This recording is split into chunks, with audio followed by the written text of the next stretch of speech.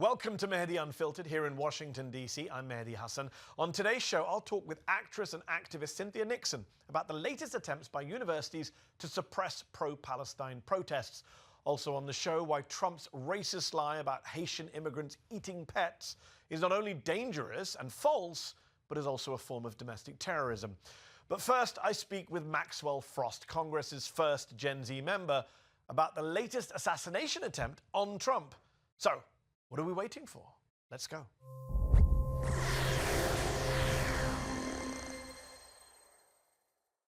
Another weekend, another assassination attempt on former President Trump. Another alleged shooter who isn't just a former Republican voter. He claims to have voted for Trump in 2016, but has also been tied to the Democrats, and who also seems to have serious mental health issues.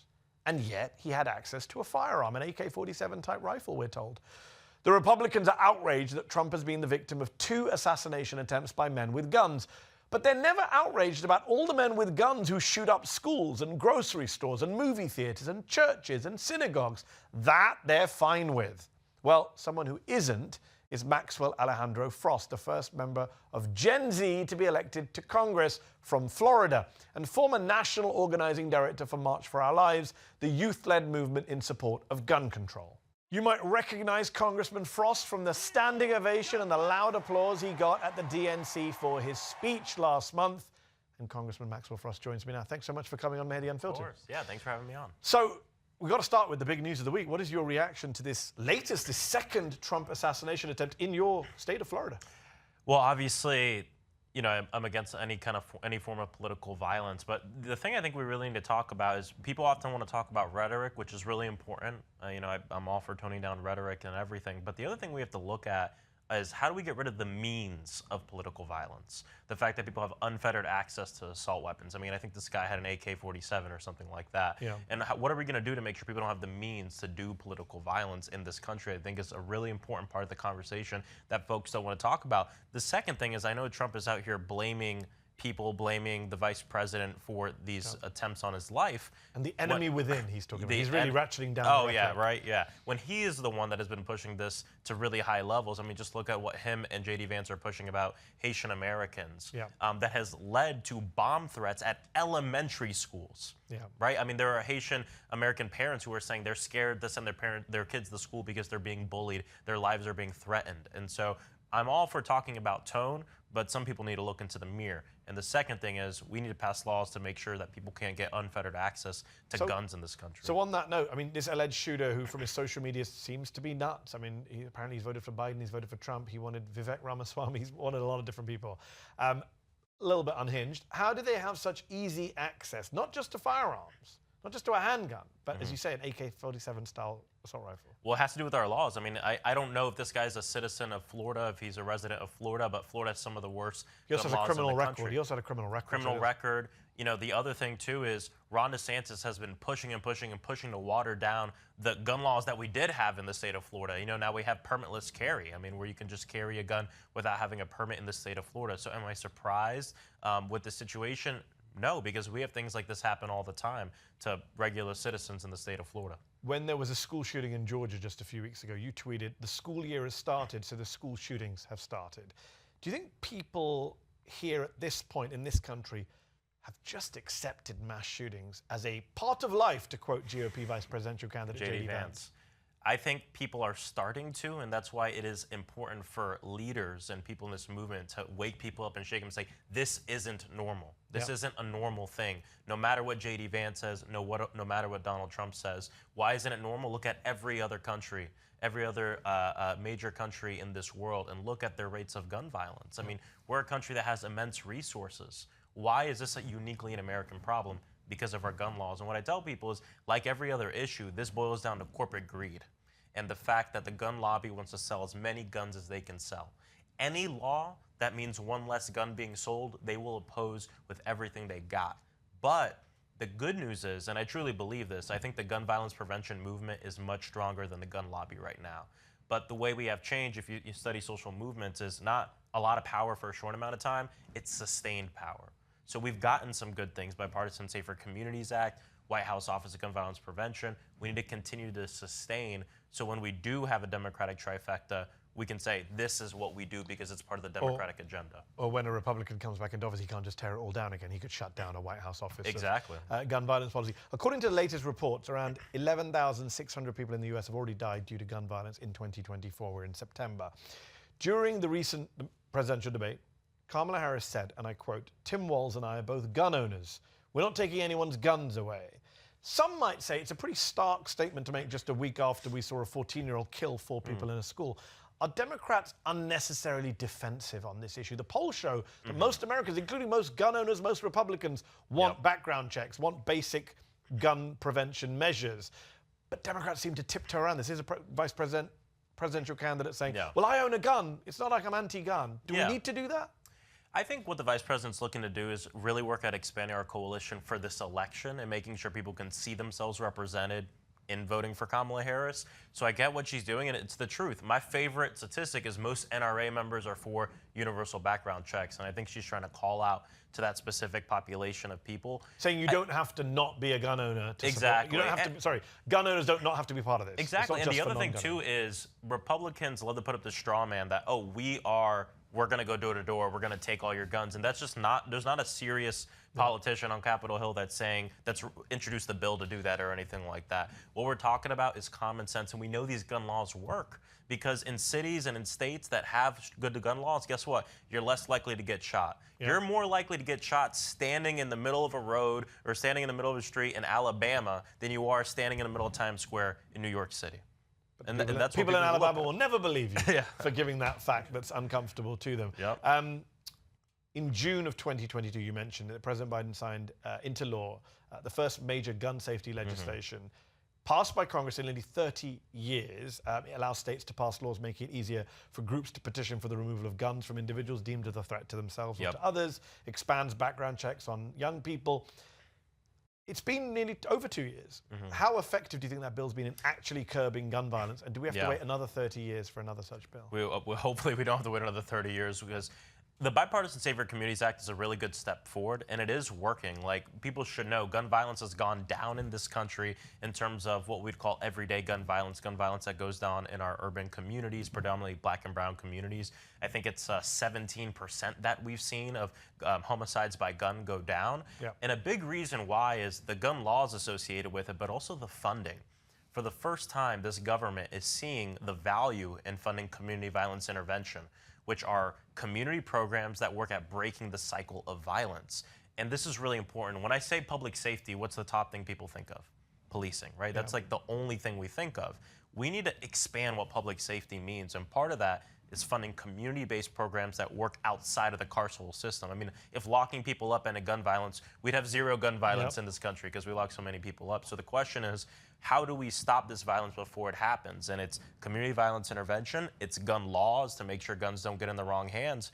And the last thing I'd argue is creating a society where people don't feel the need to use a gun to solve their problems in the first place. So if you want to end gun violence, you have to fight poverty, healthcare for everybody. What about the cultural angles? How much of the gun violence in this country, the gun ownership, is to do with a rather recent phenomenon? Because the NRA wasn't always like this, but it's become part of the culture wars, right? It's become part of MAGA. And how much of gun ownership now is less to do with gun safety, gun violence, poverty, whatever material conditions, and just a kind of fetishizing of guns. You see members of Congress, your colleagues in the Republic, they put out Christmas card pictures with them and their kids holding AR-15s. That's a new phenomenon. That didn't happen under, I don't know, Reagan or Bush.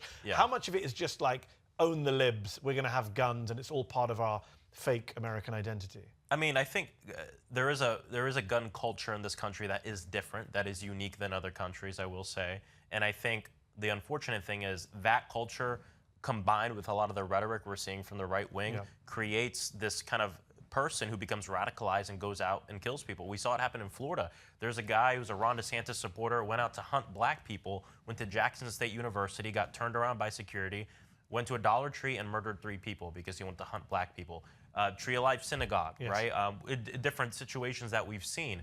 And so the culture piece is a really important part, but I think sometimes folks will weaponize that and say, well, it has to do with the movies or the video game. There's movies and video games in these other countries as well. But I think there's a specific American gun culture that is deeply connected to the right wing that is something we do need to watch out for. Fetishizing of weapons is very strange to me as an immigrant American. The US is a pretty violent country, so it's not surprising that when Vance and Trump told lies about immigrants eating pets, Trump doing it on the debate stage in front of tens of millions of people on television, that was followed almost immediately by bomb threats, as you say, against elementary schools, against a hospital, against city officials, death threats against Haitian families who are keeping their kids home from school. The Haitian community is living in fear right now. You yourself are Afro-Latino. About 1 in 5 residents in your home state of Florida are foreign-born. It's obviously an issue close to your heart. How extreme is this rhetoric, even by the standards of the GOP that we've seen in recent days? And are Trump and Vance guilty of inciting domestic terrorism in this country? I believe they are. From this and from other things as well. I mean, Trump incited an almost insurrection on our Capitol, right? I believe that's treasonous. But the other thing we have to look at is the fact that these words lead to threats, and the threats lead to actual violence. I represent one of the largest concentrations of Haitian Americans. Actually, my biological father is Haitian as well. And so I'm part of the national elected of Haitian, or the national network of Haitian elected officials.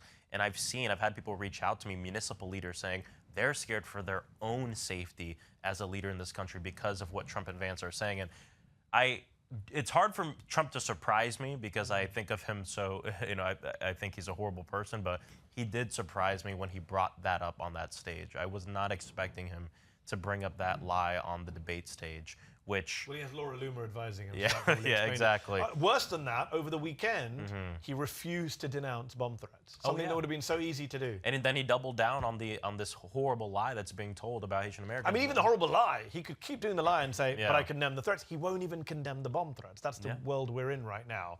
Let me ask you about the Democratic reaction to this. Why aren't top Democrats speaking out more forcefully on this? I saw Joe Biden actually condemn it on camera pretty harshly, but I haven't seen much from Kamala Harris or Tim Walz. I just saw someone tweeting, why don't they do a town hall in Springfield to support Haitian Americans? Again, the gun control question. Are Democrats on the defensive again? Do they see immigration as a hot button issue?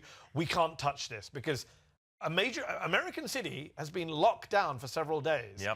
Where are the Vice President and Governor Walz? Well, I'm glad to see the president's statement. He put one out very swiftly and quickly. I've spoken with the campaign a little bit about doing something around this to make sure Haitian Americans feel secure. I mean, number one, it's the right thing to do, but number two, if we just look at this from a strategic point of view as well, there are so many Haitian Americans in the state of Florida where now Kamala Harris is polling anywhere between 3 to 5 points away from Trump. And so I think it's important to step in here from both points of view. You would like to see Harris and Walz say more on this issue and what's been happening? I think so. I think so for sure. And we'll see, what she comes out with over the next coming days. Obviously, this is ratcheting up and becoming more of a national problem. You could argue that people in Springfield don't have much time. Someone needs to kind of stem this now. You dedicated almost all your time on the DNC stage to the climate crisis, a topic that during election campaigns often falls through the cracks. And Trump, obviously, he sets a pretty low bar. The guy thinks it's a Chinese hoax. So to be better than Trump on climate change is not hard. But there are some who would argue that Kamala Harris has not said very much on climate change. She hasn't put out a clear climate policy. She's obviously part of an administration which openly brags that they have higher energy and oil production levels than even Trump had. I interviewed Jill Stein recently, and she said, well, and I said, why would you want Trump to be president? She said, well, look how bad Biden's climate record has been. And that's fair. So what do you want to see from the vice president on the climate crisis? Well, first off, I would argue that President Biden does not have a bad climate record. I mean, he's done record levels of oil production, fracking. Well, I think what the president is looking to do is, number one, talk about the fact there's a lot of anxiety around the just transition to a green economy. And we got to understand that, right? It doesn't mean that we increase oil production. I disagree with that part. But I think what he's saying when he talks about this is those jobs are still there, those families are still, those people are still able to feed their families, and we passed the Inflation Reduction Act, the most amount of resources ever dedicated to the climate crisis, not in the history of this country, in the history of humanity. Both things can be true. And I think that when the president talks about increased oil production, I think what he's really trying to do is speak with those families who have anxiety, which is valid. But what we need to do on our end as leaders is talk about what does a just transition look like. But I would disagree with Jill Stein that he's horrible on the climate. I mean, and Kamala Harris is the one that cast that tie-breaking vote for the IRA too. So we like to say that the When you saw her say on CNN that she now backs fracking, she's U-turned on her position from 2020. What do you feel about that? I disagree with fracking, but I think again it's part of that anxiety that so many working Americans have around what does a just transition look like. And I think we as a party need to do a better job of course, talk about the new green economy and what that looks like and how it's going to save our planet and humanity, but be able to tell these families, how are you still going to be able to feed your family? I'm not 100% sure we as a party have gotten to a place where we're in lockstep talking about that. And I think the more we delay those conversations, the more we'll see people try to speak to those anxieties in a way that we would disagree with. Fracking, increased oil production, et cetera. Okay, before we finish, you were at the DNC, you spoke on stage. I was at the DNC watching from the audience. There were people who looked like you. I mean, you said as you are Afro-Latino, you're part of you're part of 2 different communities, but there were Hispanic Americans, to quote Jon Stewart, Black Americans, Jewish Americans, gay Americans. There were no Palestinian Americans. In fact, it wasn't just an oversight. There was a deliberate decision not to allow state lawmaker Ruhr Rahman, who the uncommitted movement had put forward, a Palestinian American elected Democrat in Georgia, crucial swing state, to speak on stage about what's happening in Gaza, and also to endorse Kamala Harris on stage, which was controversial for her, coming from a Palestinian American community that doesn't really like Kamala right now. Was that a mistake? I disagree with the decision, and I made a post about it. The other thing, though, is there's a lot of stuff that happens behind the scenes that a lot of times people don't know about, conversations.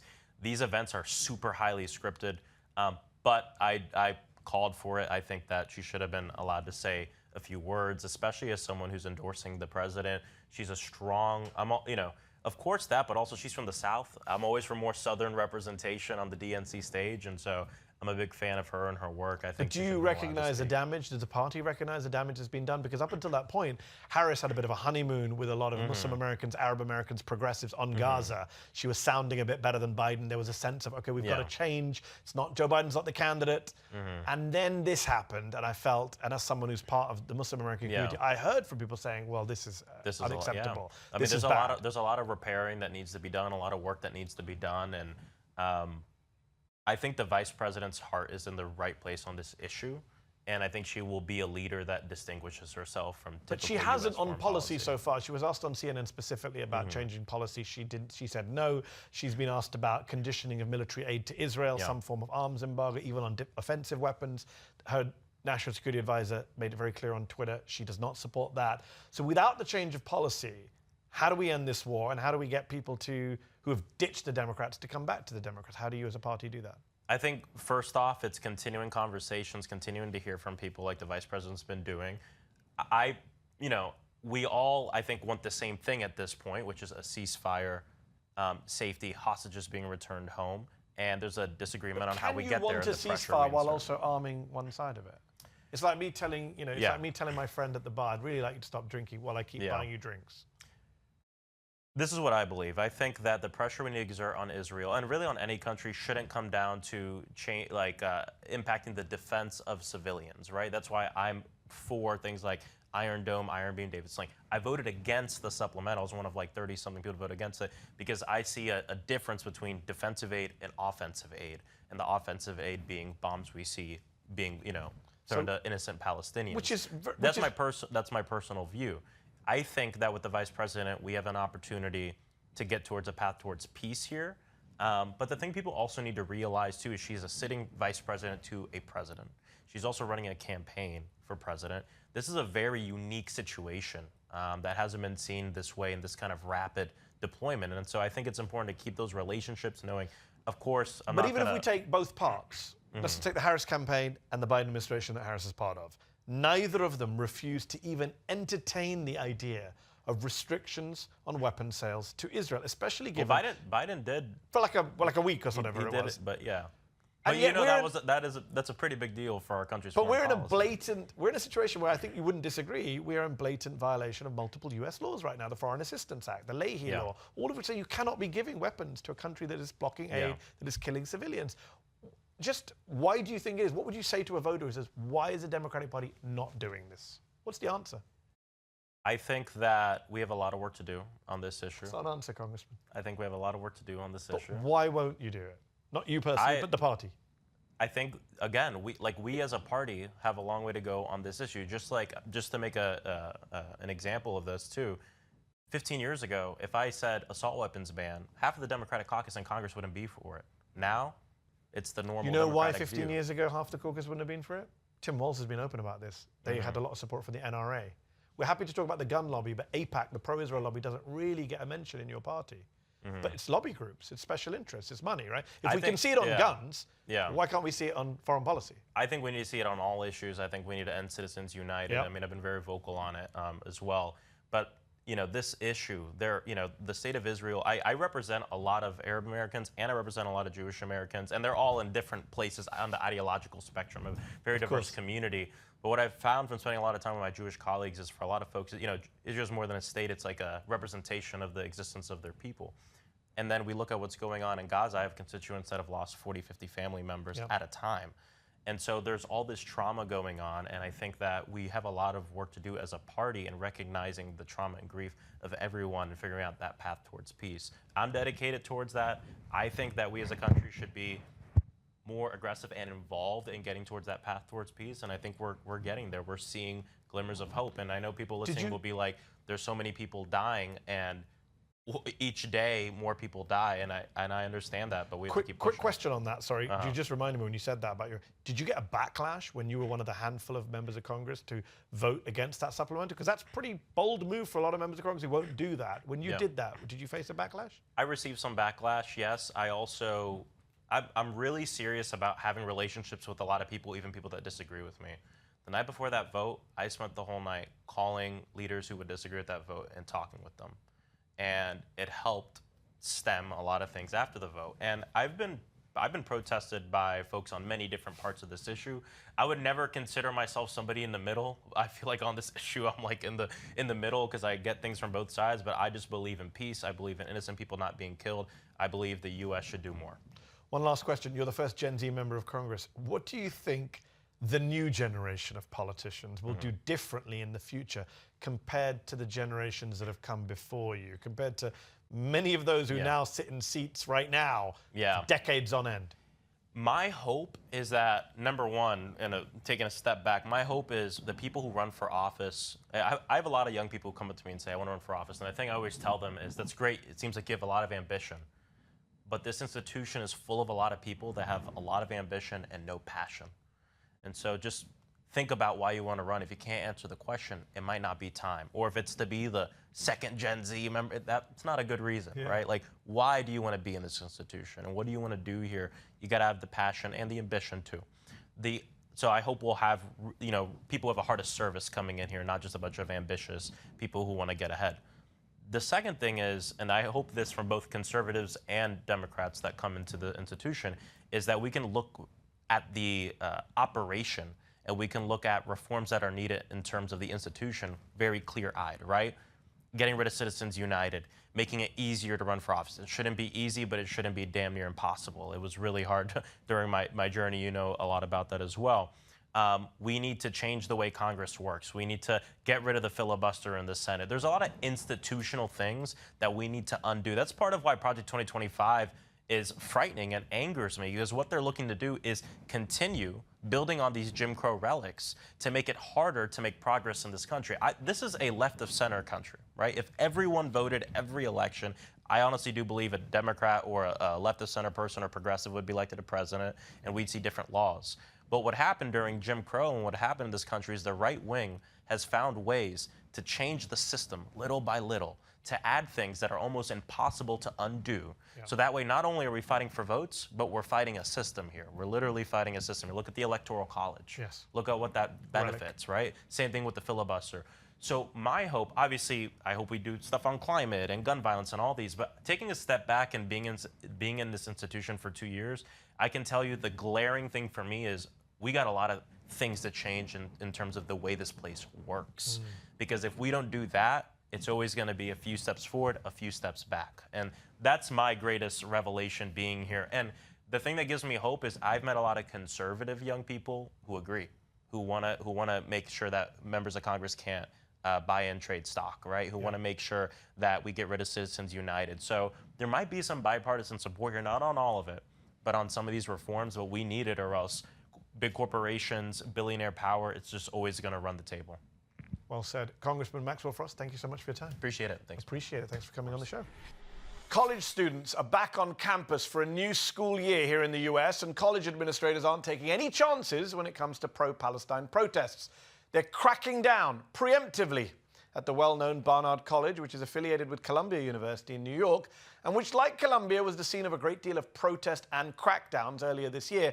They've amended their community conduct guidelines. Some of the striking changes include clauses that they say would represent a violation of the college's commitment to institutional neutrality, such as messaging from the president or from any division or department of the college supporting a geopolitical viewpoint or perspective, while denigrating or remaining silent about an opposing geopolitical viewpoint or perspective. Employees posting signs on their office doors supporting a geopolitical viewpoint or perspective. That's a no-no too. So free speech?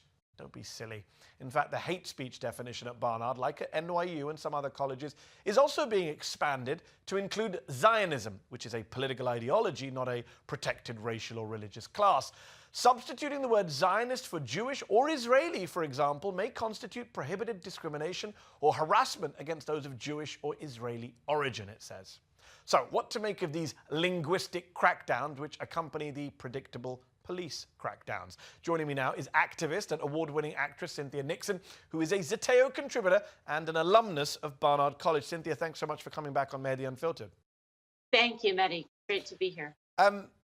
We discussed Barnard and college protests earlier this year and the crackdowns from on high. 6 months later and a new academic year later, things seem to be getting worse, more draconian, more authoritarian, not better. Students have reportedly been suspended from the fall semester already.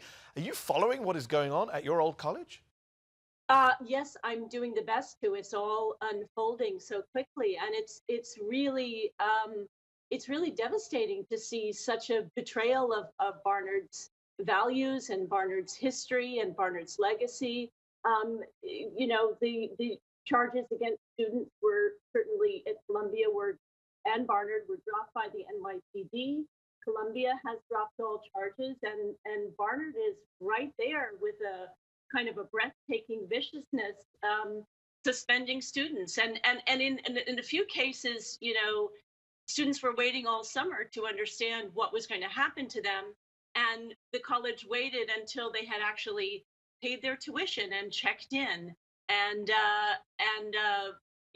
moved in and started classes to then announce that they were suspended. And they lost, not only did they lose the right to go to classes, but they actually lost where they live, and they lost their meal plan, and they lost their access to health services, including mental health services.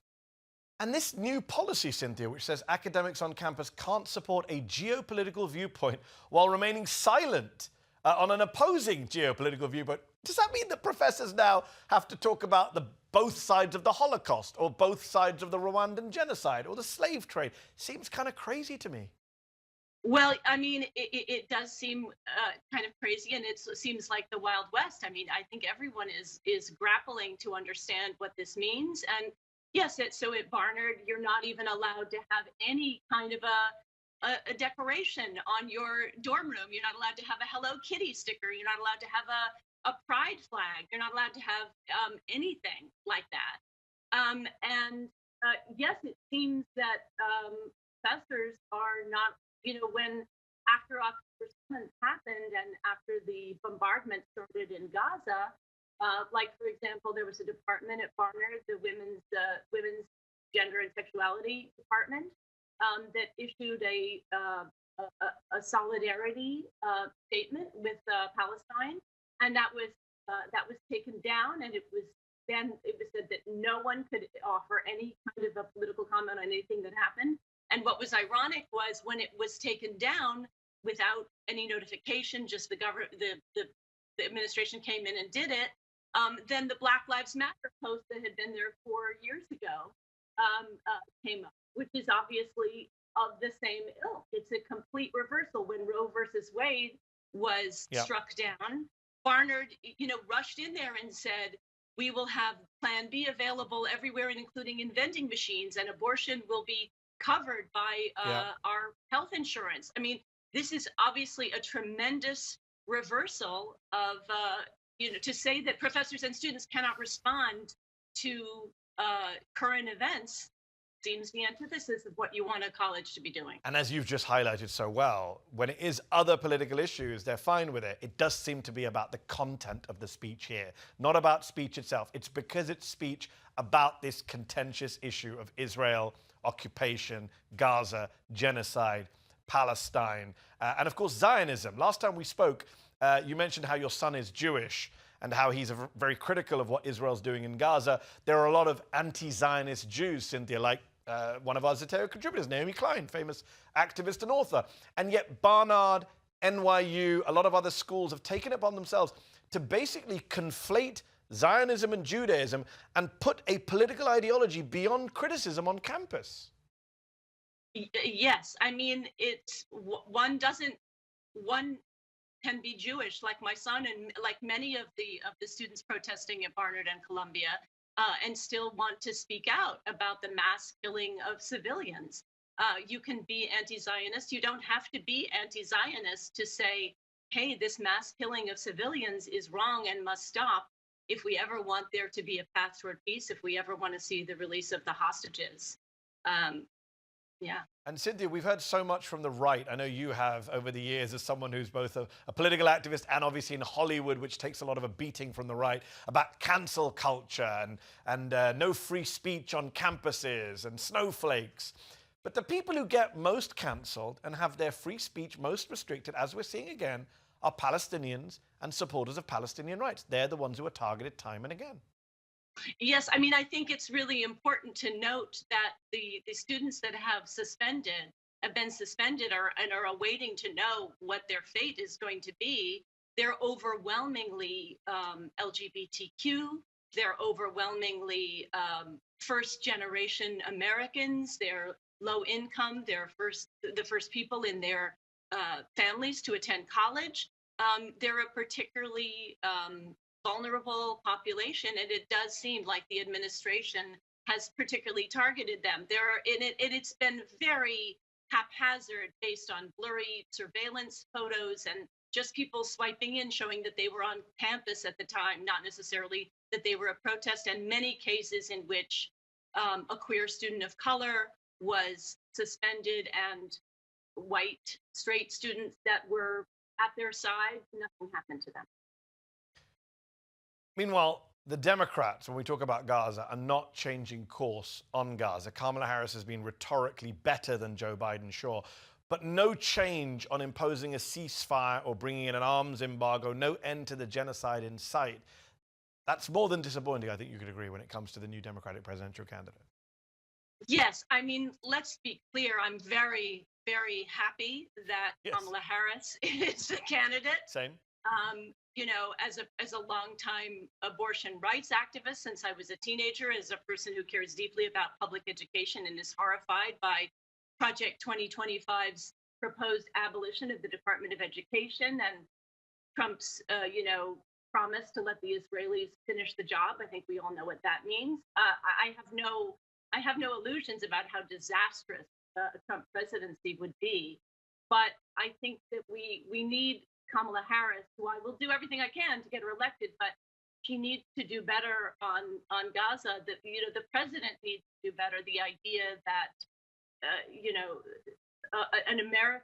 young American activist was shot in the head by the IDF, and he has yet to call her family. But I think, and he has hamstrung her a bit, but she can go around him. I think when we saw what Biden did when Obama was president, and he went around him on the LGBT marriage issue. It's like she can do the same thing. She needs to. We all want her to be elected, but she's the vast majority of Americans want a ceasefire and a return of the hostages, and she's got to put some space between herself and the president on this. 100%. And the example I give is Hubert Humphrey in '68, who took several months to distance himself from LBJ over Vietnam. And when he did, his polling went up, but it was a little bit too little too late. Last question to you, Cynthia. You ran as a progressive for governor of New York, lost in the primary to Andrew Cuomo, who then stepped down in disgrace. Maya Wiley ran as a progressive in the New York mayoral election in the primary, lost to Eric Adams, who is now surrounded by scandal and controversy, federal investigations into 4 different members of his inner circle. Does Eric Adams survive this? Should he step aside and not run for mayor again? What do you make of the Adams mayoralty in your great city? Well, I have never been a fan of the Adams mayoralty. I think it's been a disaster for New York. I think the way he has gutted funding of education, of libraries, of social services, and just funneled more and more money into the police department has been a disaster for New York. I think, who knows what will happen? As you say, more and more investigations, more and more resignations of those close to him. The good news is we have a lot of people running against him next year, and we have ranked choice voting in New York. And I think if the progressives are a little more savvy and together and plan better than they did last time, yes, I think we could see an exciting new progressive mayor. Would be a great relief. Although I always worry about lots of people running. That's how Donald Trump benefited, by splitting all the opposition vote. Maybe there should just be one person to take him down. But let's see. I'm not a fan of Eric Adams either. I find it amazing that he's in this much scandal and still getting away with it. Cynthia Nixon, always a pleasure to speak with you. Thanks so much for your time. A pleasure to talk to you, Mehdi. Thank you. Thanks. If I have to create stories so that the American media actually pays attention to the suffering of the American people, then that's what I'm going to do. Those were the words of Ohio Senator JD Vance, Donald Trump's 2024 running mate, on CNN on Sunday morning. He was talking about the stories he's helped create and amplify, fake stories about Haitian immigrants in his state, in Springfield, Ohio, which have led to death threats and bomb threats against Springfield schools, hospitals, city officials, and of course the city's Haitian population, who are living in fear this week. It's incitement of violence, of domestic terrorism by both Vance and Trump, who claimed on the national televised debate stage that migrants in Springfield are eating your pets. I would say shame on them, but it's hard to shame the shameless. Joining me now to discuss this is journalist Elie Mystal, who is of Haitian descent and is the justice correspondent for The Nation magazine. His latest piece for The Nation is headlined, "White People Have Never Forgiven Haitians for Claiming Their Freedom." Elie, thanks so much for coming on the show. Unpack the argument in your piece that this is more than just anti-immigrant sentiment. This is also about white supremacists targeting Haitians specifically. Yeah, sac passe, Mehdi. Nice to be on with you again. Yeah, so what we have to understand with these particular attacks to the Haitian immigrant community is that they follow a 200-year tradition of Americans, white Americans, demonizing Haiti and Haitians. Haiti, for those who don't know, is the only Western Hemisphere country that led a successful slave revolt against their white oppressors. They won their liberation. They fought and won their liberation from Napoleonic France in 1804. And white people in America have never forgiven them for that, right? The French imposed significant economic sanctions against the island nation from the very jump. And the Americans, under the regime of enslaver and rapist Thomas Jefferson, embargoed the country and refused to recognize their liberty and freedom. Jefferson, the alleged lover of liberty in America, refused to extend that love to the Haitian population on an island just to America's south. And that has continued for the most part for the past 200 years, right? Like, this is a country that people well know is poor, people well know is politically unstable, and it is poor and politically unstable in part because of how the West has treated this liberation faction from the very get-go. The attacks, therefore, on Haitians are always wrapped into otherizing and demonizing this nation of free black people. And Vance and Trump continue those attacks today, which is why the attacks are so animalistic, right? It's not enough that the Haitians are poor and come to this country willing to work hard and pay their taxes. No. They have to be eating pets, right? They have to have diseases like AIDS. I mean, Guantanamo Bay, before it was known as a horrible, unlawful holding cells for suspected terrorists, was known as a horrible, unlawful holding cells for Haitians suspected of having HIV. So this history goes back very deep.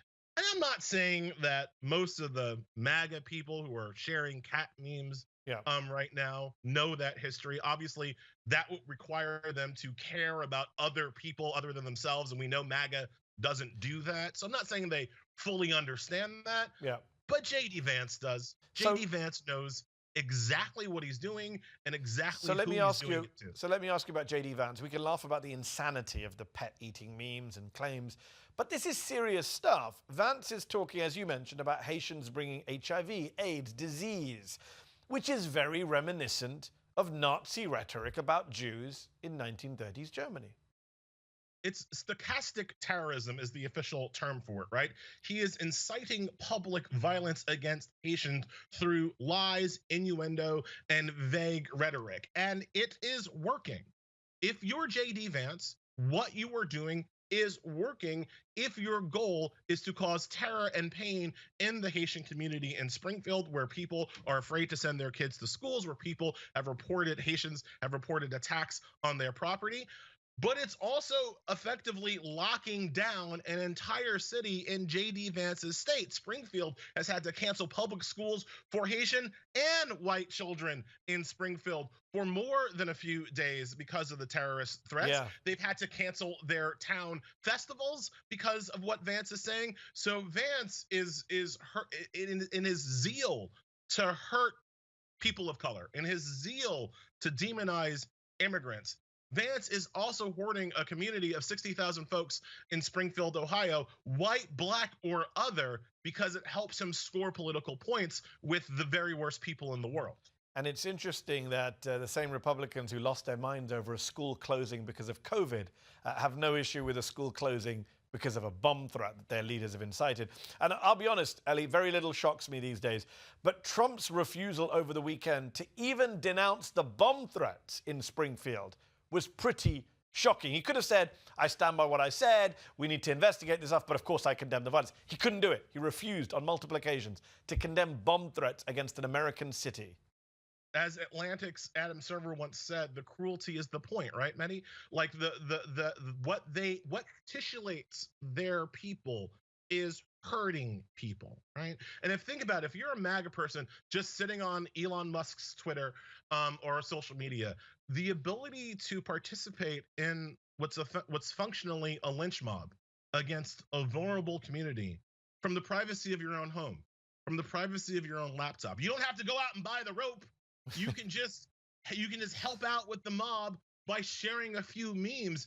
That kind of power to hurt and destroy is intoxicating for a certain kind of small-minded, generally MAGA supporter, right? And that's part of what we're seeing in my piece, and The Nation talks about this. What we're seeing online, one of the most disgusting things that we're seeing is the glee. Yeah. The glee that Trump supporters have, knowing that they're participating in stochastic terrorism against a vulnerable community. It excites them. They feel strong and powerful doing it.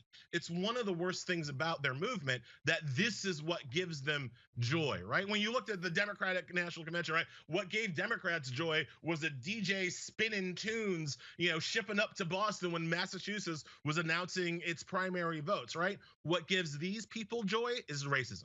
What gives these people joy is terrorism. What gives these people joy is hurting brown people, and that's the difference between the two parties right now. It is a fundamental difference. And what's so fascinating is you mentioned stochastic terrorism and incitement. Just hours after JD Vance went on CNN on Sunday and said, don't you dare blame me for what happened in Ohio. He got very high and mighty.